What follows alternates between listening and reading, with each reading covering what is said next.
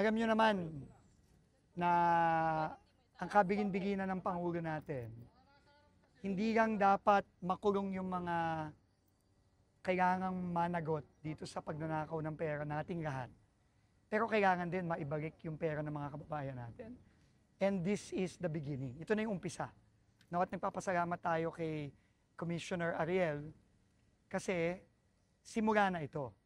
No, 7 out of the 13 at 30. 7 out of 13, pero 30 lahat. 30, tatlong po yung mga sasakyan ni Diskaya na kinumpiska. At ito yung unang 7 na ibebenta natin, isusubasta ng Bureau of Customs. At more than 100 million ata ang value nitong 7 ito. No? Pero kahit na maliit yan kung kukumpara natin dun sa bilyon-bilyon na ninakaw, ito ay napaka-importanting simbolo at umpisa ng sinabi ng Pangulo natin na hindi natin pwedeng palampasin ito na hindi maibabalik ang pera ng mga kababayan natin. And this is just the beginning.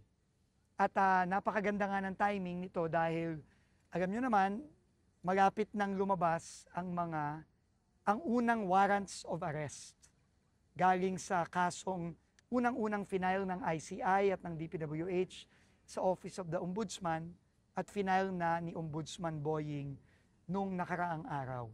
Kanina, alam ko, nagtatawanan tayong lahat nung kinuha natin yung sikat na payong na pinagmalaki ni Diskaya sa TV. Pero naghahalong galit at tuwa itong araw na to. Galit dahil nakikita natin ngayon yung lahat ng ibebenta ngayon, pera natin lahat to. Pera natin yan, yung pinambili dyan, pera natin lahat Yung payong na yun, ewan ko kung yung payong pa lang, ilang milyon na yun.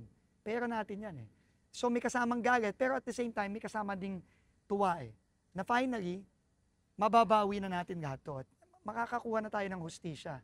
No? At pagkatapos na pinakita pa to sa TV, sa mga TV show, na pinagmamalaki nila, ngayon, mababawi na natin. Paunti-unti, pero ito na ang simula.